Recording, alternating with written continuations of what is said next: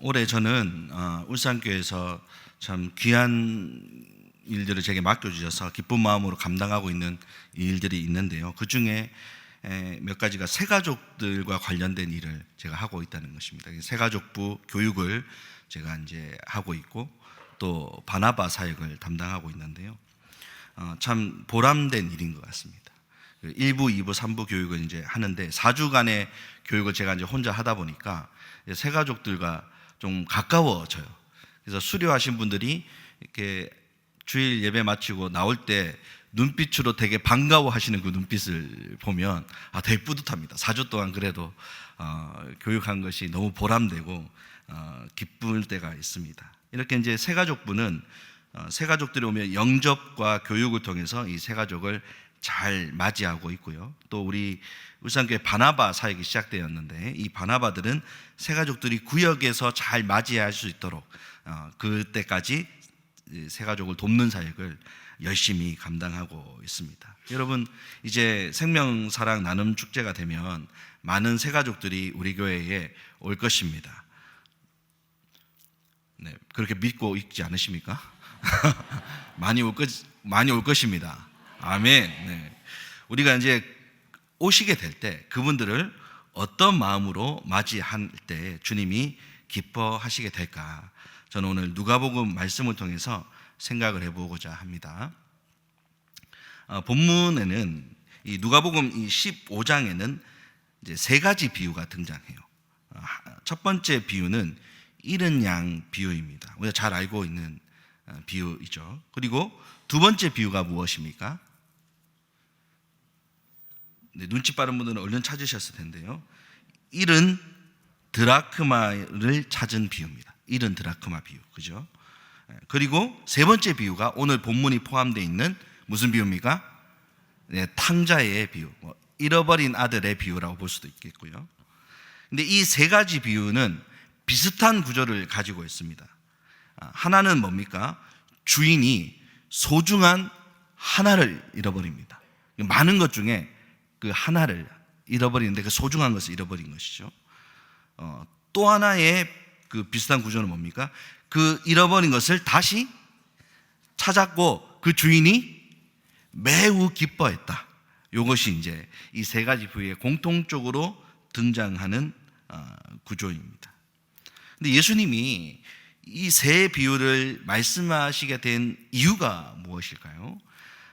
그 이유는 누가복음 15장 1절 2절 말씀에 나옵니다. 한번 같이 읽어보겠습니다. 시작. 모든 세리와 죄인들이 말씀을 들으러 가까이 나오니 바리새인과 서기관들이 수군거려 이르되 이 사람이 죄인을 영접하고 음식을 같이 먹는다 하더라. 아멘. 여러분, 예수님은 세리들과 죄인들을 가까이 하셨어요. 심지어 가까이 하고 말씀을 가르치는 것을 넘어서서 뭐도 같이 하셨다는 겁니까? 식사도 같이 하셨어요. 이것이 이제 유대인들에게 있어서 도저히 용납될 수 없는 일이었던 것입니다. 구약의 가르침이나 규례에 의하면 죄인들과는 접촉을 하면 안 됩니다. 왜 그렇습니까? 부정한 자와 같이 있으면 나도 같이 어떻게 됩니까? 부정해지는 거예요. 그래서 심지어 부모들은요, 자식이 부정한 사람과 접촉을 하면 따로 속죄제를 드립니다. 그러면 이 자녀들이 어릴 때부터 뭘 이제 배우게 되는 겁니까? 나는 절대로 부정한 자들하고는 근처에도 가면 안 되는구나. 까마귀 가는 곳에 백노야 가지 마라. 이거 이제 이런 거를 어릴 때부터 이제 세뇌가 되어서 배우게 되는 겁니다. 그런데 예수님을 보니까 이 경건한 유대인들이 절대로 상종해서는 안 되는 사람, 세리와 죄인들을 늘 가까이 하시고 심지어 같이 음식을 먹기도 하는 것입니다. 그러니 이 바리새인들과 서기관들은 예수님이 용납할 수가 없고 비난했던 것입니다. 이러한 상황 가운데서 예수님은 이 바리새인들과 서기관들에게 죄인들을 향한 하나님의 마음이 무엇인지를 알려주고 싶으셨던 거예요. 그래서 이 누가복음 15장에 나오는 세 가지의 비유를 연속해서 이야기를 하십니다. 우리가 읽은 이 탕자의 비유에는 여러분 너무나 잘 알지만 3명의 등장인물이 나옵니다. 첫 번째 인물이 누굽니까?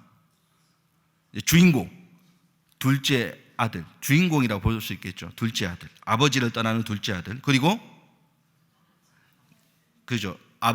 이 아들을 다시 받아주는 아버지, 그리고 마지막에 나오는 인물이 누굽니까? 첫째 아들, 이렇게 나오는 겁니다. 이 3명의 등장인물이 나오고, 이 등장인물들은 각각 상징하는 대상이 있습니다. 한번 살펴볼 텐데요. 첫 번째는 아버지를 떠나는 둘째 아들입니다. 아버지를 떠나는 둘째 아들. 이 둘째 아들은 누구를 상징합니까?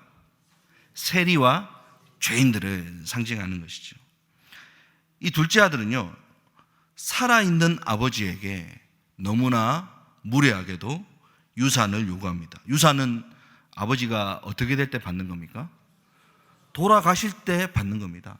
근데 멀쩡히 살아있는 아버지에게 유산을 요구합니다. 왜 아버지에게 유산을 지금 요구하는 것입니까? 아버지의 통제에서 벗어나 마음껏 살고 싶다는 것이죠. 마음껏 돈 쓰면서 즐겁게 살고 싶다는 겁니다. 그래서 역시나 아버지께 돈을 받은 그 돈을 낭비하고 아주 타락하는 삶을 살게 됩니다.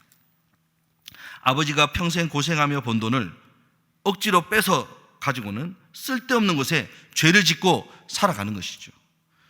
그런데 얼마 지나지 않아 그 돈을 다 쓰고 거지가 됩니다. 거지가 되었는데 흉년이 찾아왔어요. 더 이상 먹고 살 길이 없으니까 남의 돼지를 치고 살아갑니다. 이 돼지를 치고 살아간다는 것은 굉장히 의미가 있습니다. 유대인들이 가장 혐오스러워하는 동물이 뭡니까? 돼지입니다. 돼지 먹지도 않거든요. 근데 그 돼지를 쳤다는 것은 정말 바닥까지 내려간 비참한 삶을 살고 있다는 것을 의미합니다. 그러니까 모든 것을 허랑방탕하게 쓰고 비참하게 내려가서 내려갈 때까지 내려간 그런 상황에 빠져 있다는 것이죠. 그리고 주인은 심지어 밥도 주지 않습니다. 갈 데도 없는 상황입니다. 여러분, 이 둘째 아들이 이렇게 정말 내려갈 대로 내려간 이 비참한 상황에 놓여 있다는 것이 우리에게 보여주는 것이 무엇입니까? 바로 하나님을 떠난 죄인이 어떤 상황 가운데 놓여 있는가를 보여주는 것이죠. 여러분, 우리가 이제 생명 사람 나눈 축제, 이번 주간이 무슨 주간이라 했습니까? 만남 주간입니다. 이제 만나서 이제 초청장도 주고 이렇게 초청을 해야 되는데, 초청할 때 이런 생각이 혹시 들지 모르겠습니다. 나보다 잘 먹고 잘 사는 사람한테 내가 전도해도 될까? 혹시 그런 생각을 해본 적은 없습니까? 전도는 뭔가 좀 힘들고 어려운 상황 가운데 있는 사람한테 좀 해야 잘 먹히지 않을까? 그죠? 여러분, 그런데 기억해야 되는 것이 뭡니까? 하나님 없이 잘 사는 것처럼 보이는 것뿐이지 그 사람은 실제로 잘 살고 있지 않다는 것입니다. 하나님 말씀과 상관없이 마음껏 즐기고 잘 살고 있는 것처럼 보이지만 사실 그들의 영적인 형편은 너무나 허무하고 비참한 상황 가운데 놓여 있다는 사실을 우리는 기억해야 되는 것이죠. 우리는 그것을 볼 수 있어야 됩니다. 거지가 되어서 돼지를 치고 있고 밥도 못 얻어먹고 있는 이 둘째 아들의 상태가 누구의 상태인가?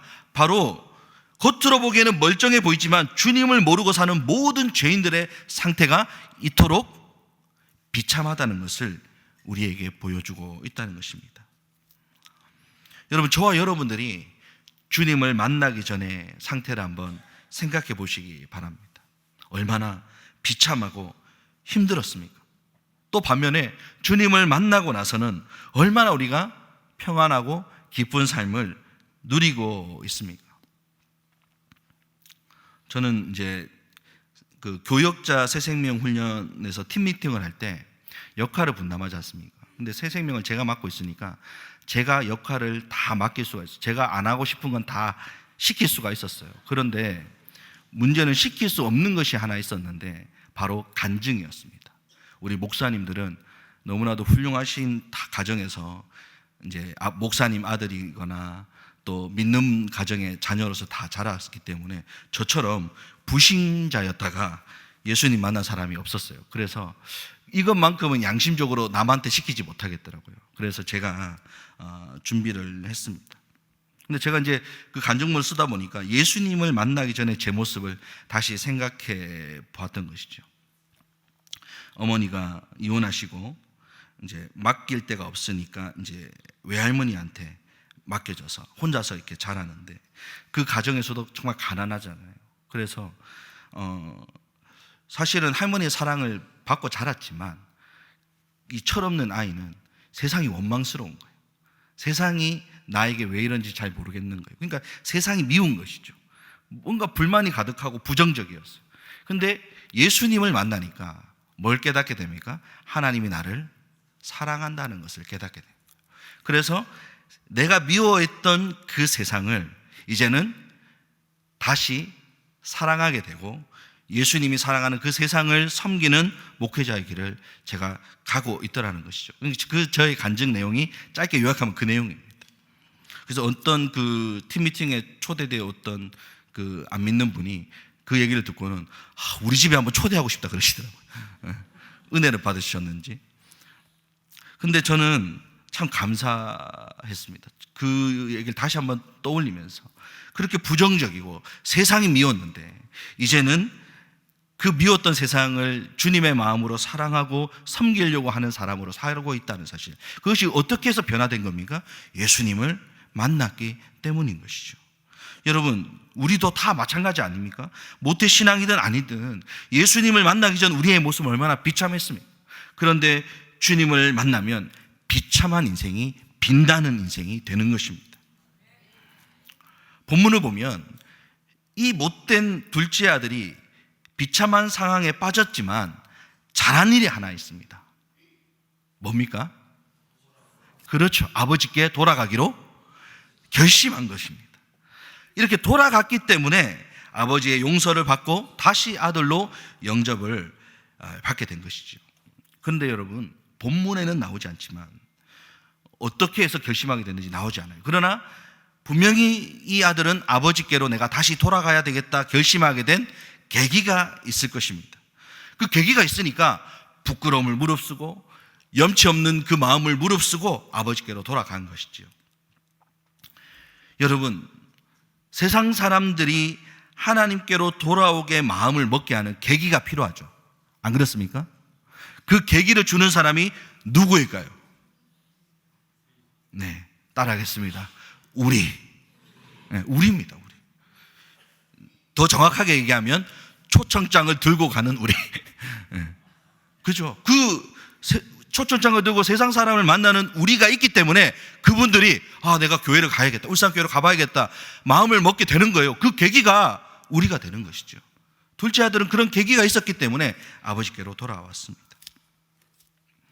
자, 두 번째 등장인물은 누구입니까? 바로 둘째 아들을 기다리는 아버지입니다. 이 아버지는 누구를 상징합니까?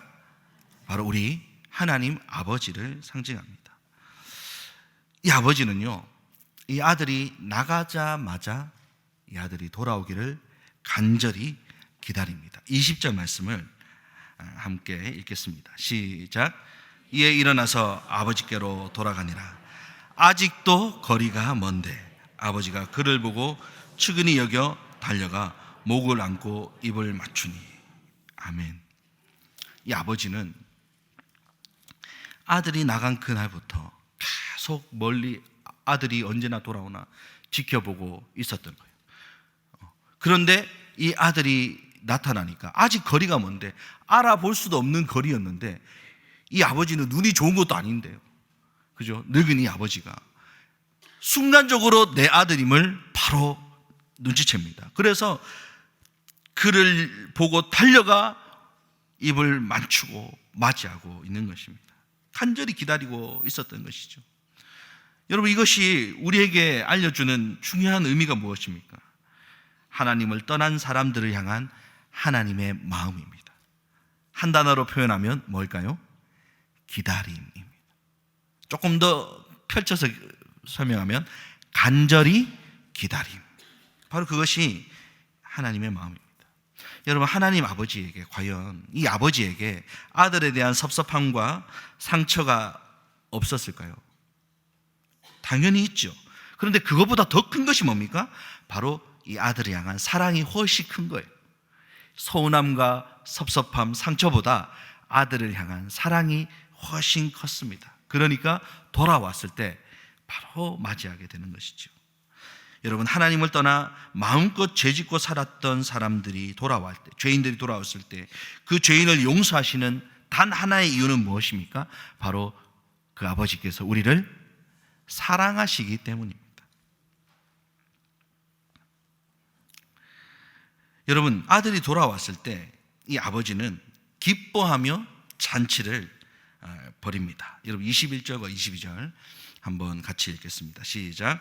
아들이 이르되 아버지, 내가 하늘과 아버지께 죄를 지었사오니 지금부터는 아버지의 아들이라 일컬음을 감당하지 못하겠나이다 하나 아버지는 종들에게 이르되 제일 좋은 옷을 내어다가 입히고 손에 가락지를 끼우고 발에 신을 신기라.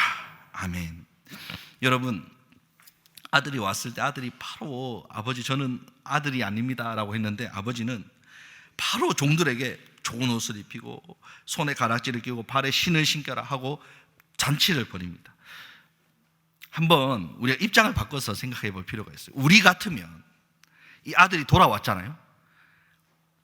딱 보자마자 무슨 말부터 나올 것 같습니까? 네? 뭐라고요? 네. 저 같으면 이런 말부터 나올 것 같아요. 돈은 다 어쨌노? 다 썼나? 어디다 썼노? 그러면 얘기할 거 아니에요. 어디다 썼다 그러면 이놈의 샤식이 이러면서. 여러분, 그런 말이부터 나오지 않겠습니까? 저와 여러분 같으면. 그런데 이 아버지는요, 그걸 묻지도 따지지 않습니다. 왜 그렇습니까? 이 아버지의 가장 우선순위는 이 아들이 무슨 짓을 했느냐가 아니라 내 아들이 돌아왔다는 것. 이게 가장 중요한 우선순위였기 때문입니다. 그래서 눈뜨고 빼앗긴 재산도, 아들이 나를 서운하게 했던 그 상처되는 말들도 아무것도 중요하지 않고 사랑하는 내 아들이 돌아온 것이 가장 기쁘고 행복한 거예요. 이것이 바로 우리가 전도하는 영혼들을 향한, 우리가 지금 만나려고 하는 그 영혼들을 향한 하나님 아버지의 마음임을 여러분 기억하시기를 바랍니다. 세 번째 등장인물은 바로 문제적 인물, 우리가 오늘 가장 주목해야 할 인물일지도 모르는 사람입니다. 바로 아버지의 기쁨을 이해 못하는 첫째 아들입니다. 누구를 상징합니까? 유대인들이죠. 여러분, 26절에서 28절 상반절까지를 한번 같이 읽어보겠습니다. 시작. 한 종을 불러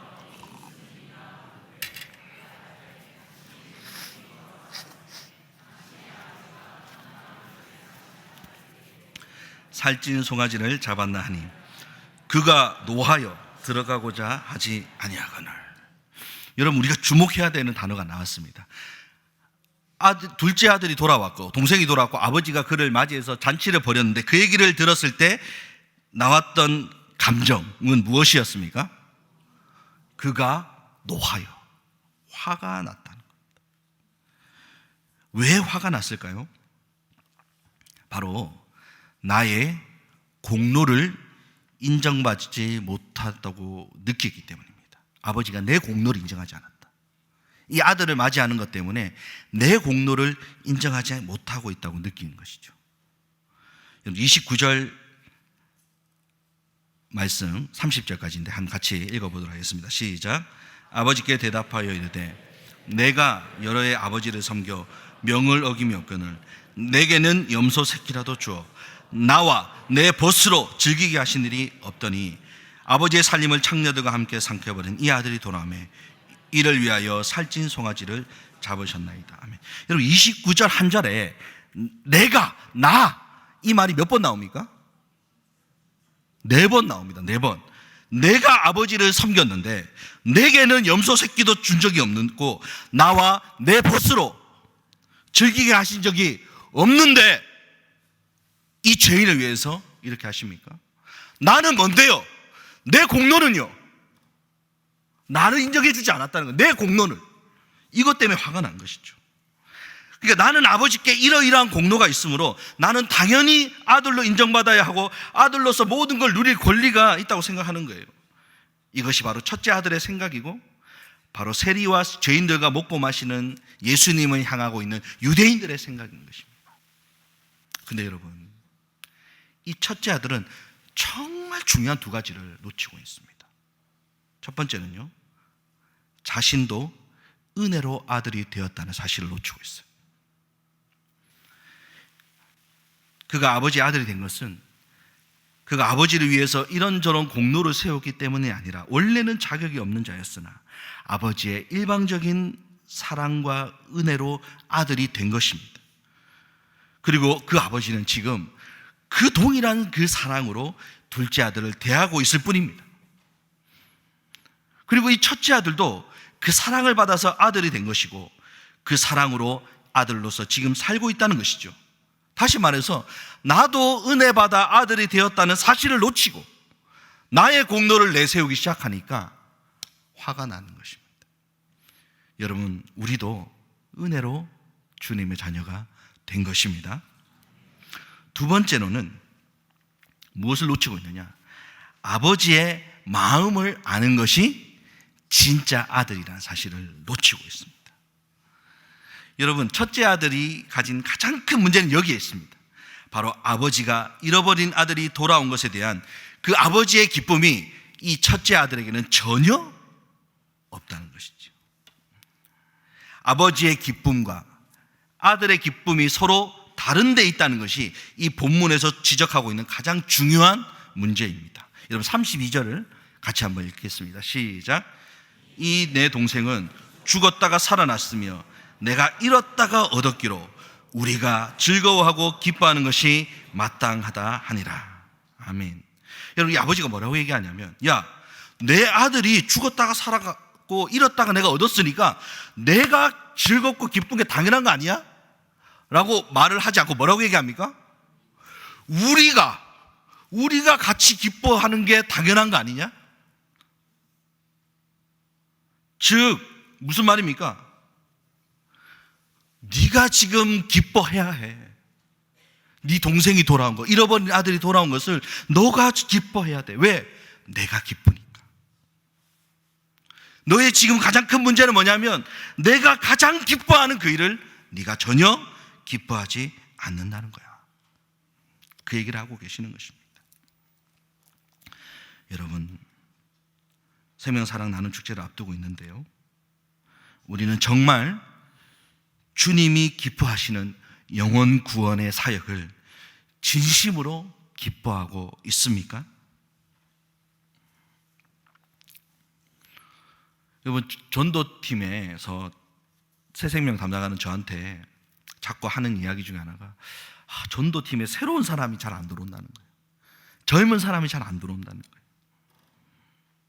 여러분, 전도팀이 나이가 들어간다는 것이 문제는 아닙니다.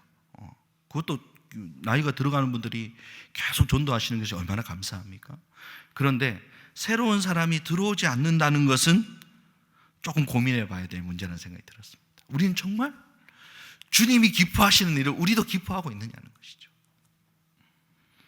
새생명 훈련을 담당하고 있는데 이 새생명 훈련이 무슨 훈련입니까? 전도 훈련이죠. 어떤 분들은 사형리 외우는 훈련이라 알고 있어요. 그렇지 않습니다. 전도 훈련입니다. 영혼을 구원하기 위한 훈련입니다. 그런데 이 훈련이 점점 이렇게 모집하기 어려워지는 이유는 무엇일까요? 우리는 정말 주님이 기뻐하시는 일을 내가 기뻐하는 일로 여기고 있을까요?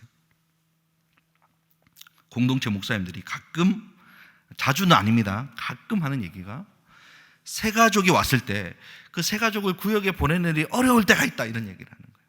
왜냐하면 이제 이 새 가족을 좀 받아주시겠습니까? 이러면 예 목사님 알겠습니다 하는 분들이 그렇게 많지 않다는 거예요. 목사님 기도해 보겠습니다.